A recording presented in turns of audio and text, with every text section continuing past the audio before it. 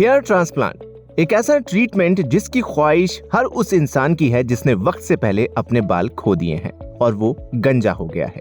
लेकिन इसी hair transplant treatment की वजह से कानपुर में 2 लोगों की जान भी चली गई है, जिसके बाद अब लोग हेयर ट्रांसप्लांट कराने में डर रहे हैं। तो चलिए इस वीडियो में हम जानेंगे कि आखिर आपको किस डॉक्टर से हेयर ट्रांसप्लांट कराना चाहिए, उसके पास कौन सी डिग्री होनी चाहिए और जिस क्लिनिक पर आप हेयर ट्रांसप्लांट कराना चाहते हैं वहाँ पर क्या क्या होना जरूरी है। दरअसल हेयर ट्रांसप्लांट जैसे कॉस्मेटिक इलाज के बाद कानपुर में 2 इंजीनियर्स की जान चली गई, जिसके बाद से हर कोई हैरान है। जो लोग हेयर ट्रांसप्लांट कराना चाहते हैं उनके मन में डर बना हुआ है।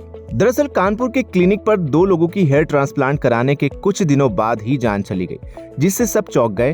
फर्रुखाबाद के रहने वाले इंजीनियर मयंक कटिहार की जान बुधवार को हेयर ट्रांसप्लांट कराने के अगले ही दिन चली गई थी।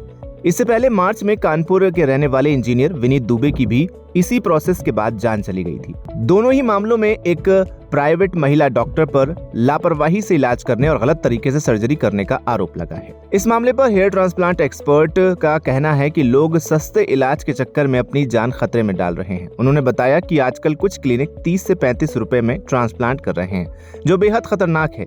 सही और सेफ तरीके से ट्रांसप्लांट कराने में कम से कम 80,000 से 1.5 लाख रुपए तक का खर्चा आता है।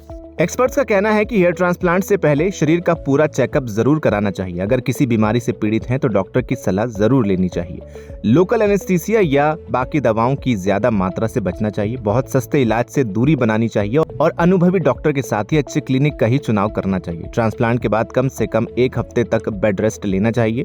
संक्रमण से बचने के लिए एंटीबायोटिक लेनी चाहिए और धूल, जिम, स्विमिंग जैसी चीजों से दूर रहना चाहिए। दरअसल एक हेयर ट्रांसप्लांट के मामले में तो डेंटल सर्जन ने ही हेयर ट्रांसप्लांट कर दिया। तो ऐसे में सवाल उठता है कि आखिर कौन कर सकता है हेयर ट्रांसप्लांट। हेयर ट्रांसप्लांट एक कॉस्मेटिक सर्जरी है जो केवल वही डॉक्टर कर सकता है जो इस फील्ड का एक्सपर्ट हो। MBBS डिग्री जरूरी है, यानी डॉक्टर को मेडिकल ग्रेजुएट होना चाहिए। इसके अलावा डॉक्टर डर्मेटोलॉजी या प्लास्टिक सर्जरी में स्पेशलाइजेशन रखता हो तो वो हेयर ट्रांसप्लांट करने के योग्य होता है। इसके साथ ही डॉक्टर के पास फेलोशिप या ट्रेंड सर्टिफिकेशन भी होना चाहिए, जिसमें हेयर रिस्टोरेशन टेक्निक्स की ट्रेनिंग दी जाती है। तो अब सवाल आता है कि सही क्लिनिक को कैसे चुना जाए। तो आपको बता दें, clinic medical council of India या किसी अन्य वैध निकाय से मान्यता प्राप्त हो। क्लिनिक जाकर सफाई, आपातकालीन सुविधा और ऑपरेशन थिएटर जैसी मूलभूत सुविधाओं की जांच जरूर कर लें।